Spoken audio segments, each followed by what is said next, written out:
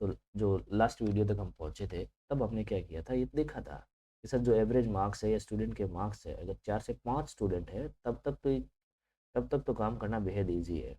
पर अगर यही अगर स्टूडेंट्स अगर पूरी क्लास के मार्क्स को सबको स्टोर करना या सबको सारी क्लास के मार्क्स को अगर एवरेज फाइंड करनी या परसेंटेजेस फाइंड करने, तो ये काम थोड़ा डिफिकल्ट बन जाता है। तो डिफिकल्ट ना बने इसके लिए हम क्या कर सकते हैं, हम क्या करें कि उन्हीं मार्क्स को कहीं स्टोर कर दें भाई। तो कहाँ स्टोर कर सकते हैं? सर फिजिकल मेमोरी में, हमारे कंप्यूटर की मेमोरी में। अच्छा, स्टोर तो कर सकते हैं, पर स्टोर करने के बाद हम उन्हें वापस कैसे एक्सेस करें? तो सर अगर जहाँ पर स्टोर किया है उस जगह का नाम हमें पता हो तो हम वापस उसे एक्सेस कर सकते हैं। तो उस जगह के नाम को हम वेरिएबल डिफाइन करते हैं। वेरिएबल का मतलब होता है वो जगह जहाँ पर बार बार वैल्यू बदल सकती हो, जो वैल्यू वेरी कर सकती हो, वो वेरिएबल्स होते हैं। तो हम क्या करेंगे, एक वैल्यू लेंगे और उस वैल्यू को हमारे फिजिकल मेमोरी में स्टोर करेंगे, और जहाँ पर भी स्टोर होगा उस जगह का नाम भी हम ही दे देंगे हमारे रेफरेंस के लिए कि सर इस जगह का नाम है ए, इस जगह का नाम बी, या इस जगह का नाम है नंबर 1, इस जगह का नाम है नंबर 2। ऐसा तो ये कैसे कर सकते हैं? बिल्कुल ईजी है। पाइथन में असाइनेशन होता आराम से होता है ना। Right to left, right to left का मतलब होता है आप लिख पहले आप लिखेंगे वेरिएबल का नाम। तो जैसे मैंने नाम लिखा नंबर 1 इज इक्वल टू, और वो वैल्यू जो इस नंबर 1 नाम की जगह में हमें सेव करनी है, तो मैंने डाल दिया 50। अच्छा, ये कहाँ, ये मेमोरी में कहीं सेव हो चुका, अब हमें पता नहीं है कहाँ सेव हुआ। अच्छा, इसका अगर कुछ रेफरेंस लेना है हमें, तो हम आईडी नाम के फंक्शन से हम ले सकते हैं आईडी नंबर 1। तो कहते हैं कि रेफरेंस दिखाता है। ये क्या, ये सर फिजिकल मेमोरी है जो 117572 नाम से आ रही? नहीं सर, ये फिजिकल मेमोरी नहीं है, ये सिर्फ और सिर्फ मेमोरी का रेफरेंस है। पर हमें पता रहे कि हाँ भाई लगभग इस रेफरेंस में हमारा वेरिएबल है जो स्टोर है। इस मेमोरी रेफरेंस पे क्या स्टोर है? सर इस मेमोरी रेफरेंस पे 50 स्टोर है। कैसे देखा जाए? वो बस उसी वेरिएबल को वापस से टाइप कर दिया जाए। तो जैसे मैंने उस वेरिएबल को वापस से टाइप किया तो वेरिएबल की वैल्यू आ चुकी है। इसका मतलब है कि नंबर 1 नाम की जो जगह है, अच्छा सर क्या नाम रख सकते हैं इसका? नंबर 1 के अलावा भी रख सकते हैं? नहीं, आप कुछ भी नाम रख सकते हो। नाम रखने के कुछ नियम है, वो मैं आपको आराम से एक बार समझा देता हूँ, अब आपके दिमाग में रहे। तो जो नियम है, रूल्स है नाम रखने के, वो क्या वेरिएबल पे ही अप्लाई नहीं होते, वो सब पे अप्लाई होते हैं। जैसे फंक्शन के नाम पे, आगे हम फंक्शंस भी बनाएंगे, फंक्शंस के नाम पर है ना, आइडेंटिफाई सब सब कुछ, वेरिएबल फंक्शन जितनी भी एंटिटी हम पाइथन में बना सकते हैं। मे बी आपके आउट ऑफ कोर्स में क्लासेस होंगी, तो कोर्स में नहीं है तो भी कोई बात नहीं, उनके नेम नोमेनक्लेचर में भी ये सारे रूल्स एप्लीकेबल है। पहला क्या है, हाँ, आप अपने जो वेरिएबल का नाम है वो या तो अपर केस से स्टार्ट कर सकते हो या लोअर केस से स्टार्ट कर सकते हो, नंबर से स्टार्ट नहीं कर सकते। तो मतलब अल्फ़ाबेट होना बेहद ज़रूरी है। अपर केस से करें तो भी बहुत अच्छी बात है, लोअर केस से करें that is also very fine. पर नंबर से स्टार्ट नहीं कर सकते, नंबर से एंड जरूर कर सकते हैं, और नंबर बीच में जरूर आ सकता है। इसके अलावा एक सिंबल, जो बाकी सारे स्पेशल सिंबल नहीं आ सकते, सिर्फ एक ही सिंबल है जो आपके वेरिएबल नेमिंग में आ सकता है, उसका नाम है अंडरस्कोर। ठीक है, हम टेस्ट करते हैं एक बार। तो पहला वेरिएबल का नाम हम रख देते हैं, आप अपना नाम लिखे, मैं एक रैंडम सा नाम लिख देता हूँ। तो रैंडम सा नाम मैंने लिखा है राकेश। तो राकेश इज इक्वल टू 55, बिल्कुल सेव हो चुका है। वापस से राकेश को कॉल करें भाई, बिल्कुल राकेश में 55 है भी, तो इसका मतलब राकेश नाम का नाम मेरा सही था। दूसरा है राकेश, और नंबर डाल देते हैं इस बार 98 इज इक्वल टू, अब वैल्यू डालता हूँ मैं, तो मैंने वैल्यू डाली है 87, है ना। अब राकेश 98 को फिर से कॉल करें तो इसमें वैल्यू 87 है भी। तो हाँ, इसमें ध्यान रखने योग्य बात क्या है, राकेश 98 में जो वैल्यू है वो 87 है, 98 नहीं है। 98 तक तो इसका नाम ही है।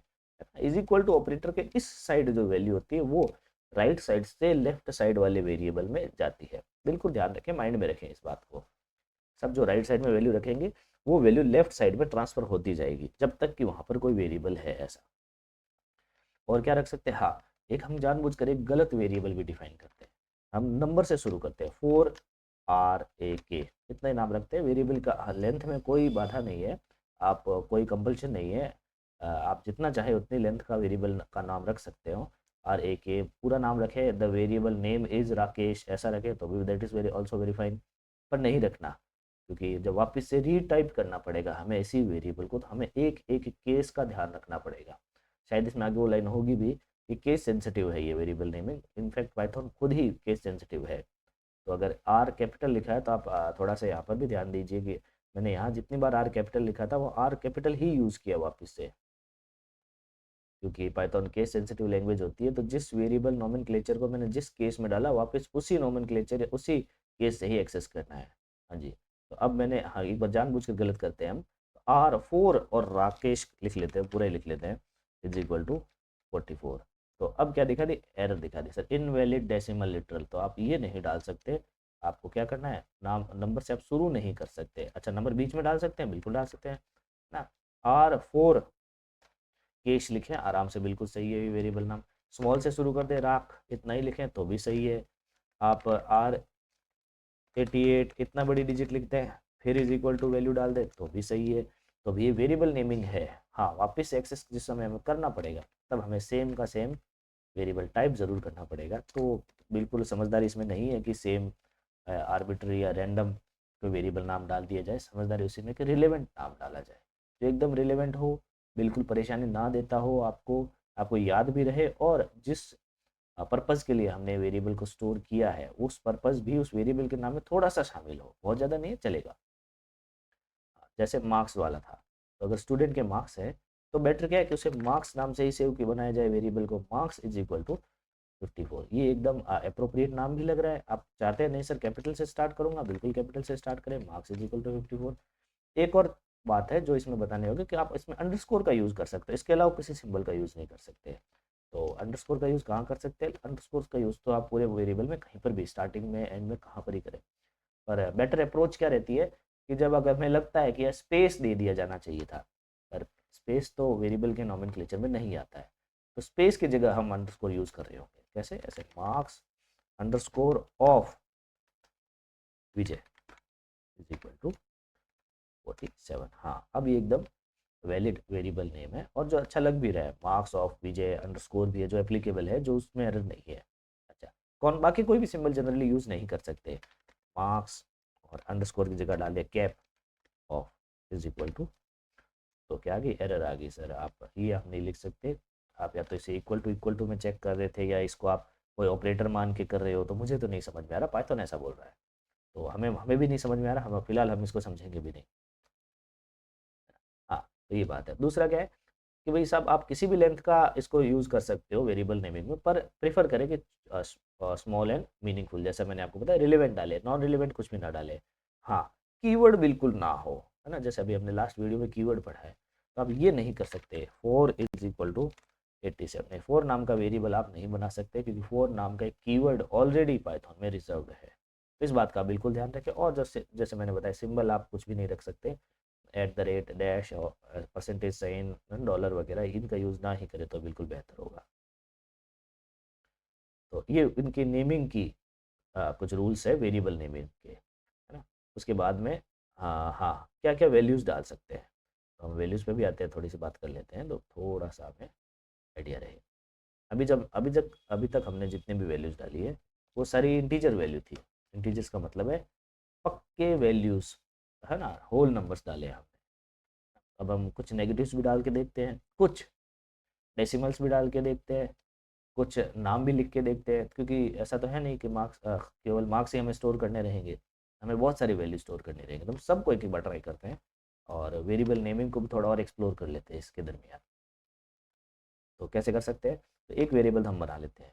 जैसे फिलहाल मैंने जो फर्स्ट वेरिएबल मैंने बनाया है उसका नाम है 1 इज इक्वल टू, वैल्यू डाली मैंने 11, दैट इज़ वेरी फाइन। 1 नाम है, नाम में आप वैल्यू स्टोर कर सकते हो। 11 नाम की जो जगह है, 11 नाम की जो वैल्यू है वो मेमोरी में कहीं पर स्टोर हुई है, उस बॉक्स का नाम 1 है, ऐसा ये बिल्कुल माइंड में रखें, बिल्कुल ना भूलें। दूसरा 2 इज इक्वल टू, आप, अब मैं लिख देता हूँ 55.45। अब जो 2 नाम की जगह है, 2 एकदम नाम बन चुका है, 2 वैल्यू नहीं है, 2 नाम की एक जगह है, उसमें हमने 55.45 डाला है। इसके अलावा कुछ और नाम रखना चाहते हो बिल्कुल रखिए, कोई इसमें बंदिशें नहीं है, आप अपनी इच्छा से जो नाम रखना चाहते हो रख सकते हो। फिर वेरिएबल का नाम 3 नहीं, इस बार एक रैंडम नाम चूज करते हैं, 3 ही करते हैं। 3 इज इक्वल टू, और मैं इस बार एक लाइन डालता हूँ इसमें, है ना, क्योंकि मुझे एक लाइन है जो मुझे अभी याद आ रही है, बाद में नहीं आएगी। तो ऐसा सोच के मैं सोचता हूँ एक बार इसको स्टोर कर लिया जाए। तो स्टोर कर लेता हूँ 3 में, अल्फा इज बीटा। तो ये बिल्कुल एक लाइन है जो मुझे याद करनी थी, और मुझे क्या पता बाद में मैं भूल जाऊँ, तो इसके लिए मैंने इसमें लिख ली है। तो जब भी अब मुझे उस लाइन को वापस लिखना होगा, मुझे सिर्फ 3 को लिखना होगा और वो लाइन आ जाएगी। तो अब आपको लग रहा है ना कि शायद इसको 3 में ना स्टोर करके मुझे लाइन नाम के वेरिएबल में कर लेना चाहिए था।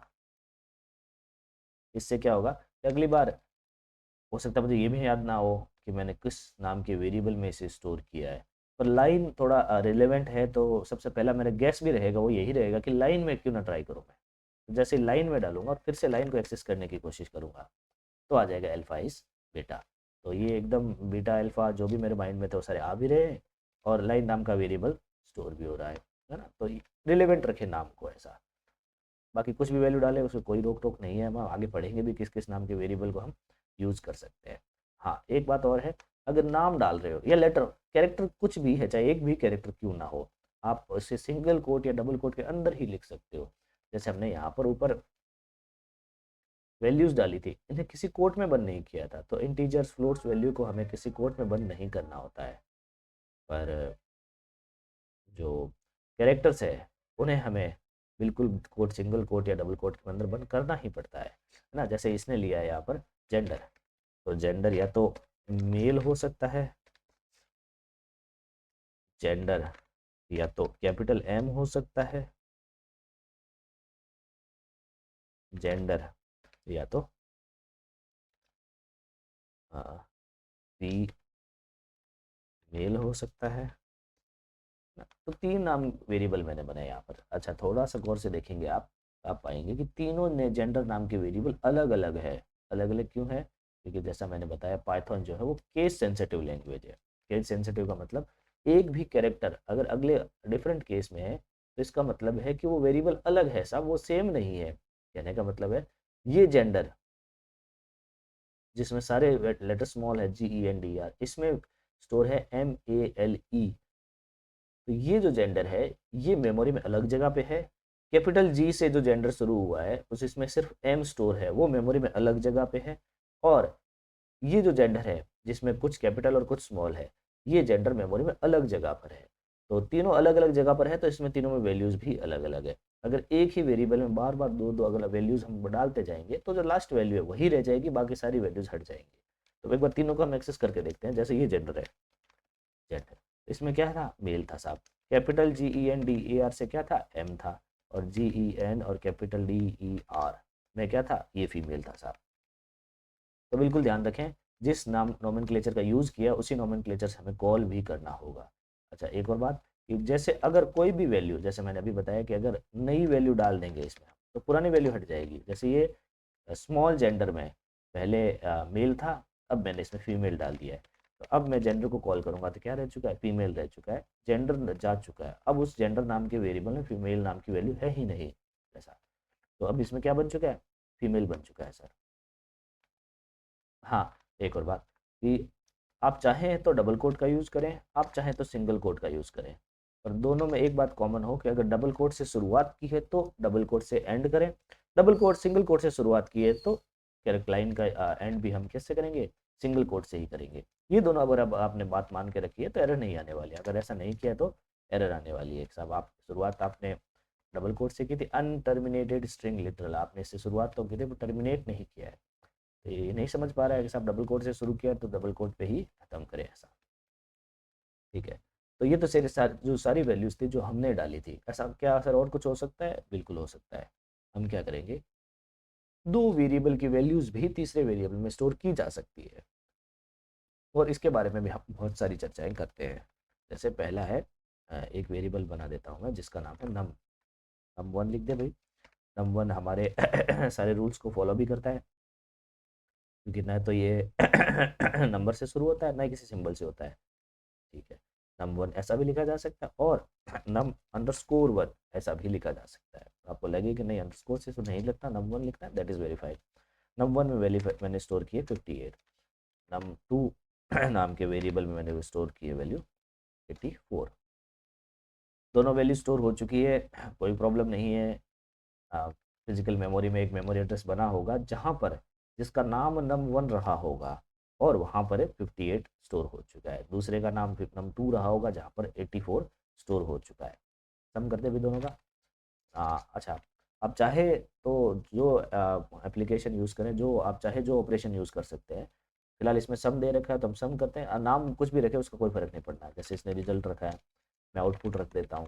तो जो भी आपको लगता है कि सर यही एकदम करेक्ट नाम होगा, तो आप अपने आइडिया से अपना वेरिएबल का नाम चूज़ करें, कोई बंदिशें नहीं है। Output is equal to num1 plus num2 कर सकते हैं, तो बिल्कुल num1 प्लस num2 का आउटपुट इसमें चला जाए। कैसा जाएगा?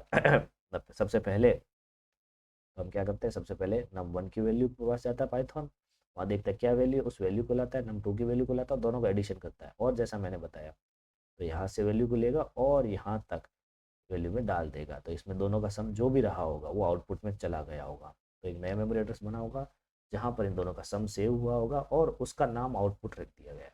हम देखें भाई आउटपुट में क्या है, तो जैसे ही हम आउटपुट डालेंगे, अच्छा देखो एक गलती क्या हमने की है, टाइप करने में मुझसे आउटपुट की जगह आउटपुट टाइप हो चुका है। तो जैसे ही आउटपुट मैंने टाइप किया, ये कह रहा है कि सर आउटपुट नाम का जो वेरिएबल है वो डिफाइंड नहीं है, भाई मेरी तरफ से तो नहीं मिला है मुझे। तो कुछ सजेशन ये देता ही है, ज़्यादा भरोसे लायक नहीं होते हैं, फिर भी ध्यान रहे। जैसे कुछ सजेशन ये दे रहे, क्या सर आप आउटपुट के बारे में जानना चाहते थे? अगर जानना चाहते तो आउटपुट ही टाइप करते हैं। तो फिलहाल तो मैं उसी के बारे में जानना चाहता हूँ। तो आउटपुट क्या आ चुका है? 142 आ चुका है ना? तो आप बहुत सारा हम आगे कैलकुलेशन भी करने वाले हैं। आप बिल्कुल ध्यान रहे कि हम अपना जो कर रहे हैं उसमें करते रहे, बिल्कुल डिग डिग डगमगाए ना। जैसे num3 इज इक्वल टू, ये डेसिमल में भी डाल देते हैं वैल्यू, और मल्ट नाम का एक वेरिएबल बना देता हूँ जिसका यूज़ है num3 मल्टीप्लाइड बाय 54.14। तो अब वापस मल्ट नाम में देख लेता हूँ क्या वो वैल्यू अवेलेबल है कि नहीं। बिल्कुल इसका मल्टीप्लाई है वो जो मुझे मिल चुका है। तो इसका मतलब यहाँ तक हम एकदम करेक्ट चल रहे हैं, कोई हमें डरने की बात नहीं है, और जितना सीख रहे हैं एकदम सही सीख रहे हैं सर। अच्छा, हाँ, जैसे एक एग्जांपल इसने लिया है, कौन सा लिया है सर? एरिया ऑफ रेक्टेंगल का एग्जांपल लिया है। तो एरिया ऑफ रेक्टेंगल क्या होता है? लेंथ इंटू विड्थ होता है। तो आप ब्रेड्थ ले विड्थ ले, जैसा मैंने बताया वेरिएबल के नाम में कोई डिफरेंस नहीं है। तो हम एल एल ले सकते हैं इनफैक्ट, है ना? क्योंकि छोटा सा प्रोग्राम है, मुझे याद ही रहने वाला है एल ओ डब्ल्यू, तो क्यों ही बड़े वेरिएबल ले। तो लेंथ क्या है? 65, विड्थ क्या है? 87, और एरिया क्या होता है? एरिया होता है लेंथ इनटू विड्थ। अभी हम क्या कर रहे हैं, एरिया नाम की जगह पर हम एल नाम की जगह की वैल्यू को और डब्लू नाम की जगह को की वैल्यू को मल्टीप्लाई करके स्टोर कर रहे हैं सर। और वापस एरिया को प्रिंट किया तो जो भी एरिया मल्टीप्लिकेशन आउटपुट आना था वो आ चुका है ना, मल्टीप्लिकेशन का आउटपुट आ चुका है। मल्टीप्लिकेशन का आउटपुट ही एरिया होता है कि नहीं होता है, इससे पाइथन को बिल्कुल फ़र्क नहीं पड़ता है। ये सिर्फ आपको मल्टीप्लिकेशन का आउटपुट दे रहा है एरिया नाम की जगह पे। ये बिल्कुल क्लियर है बात आपके माइंड में?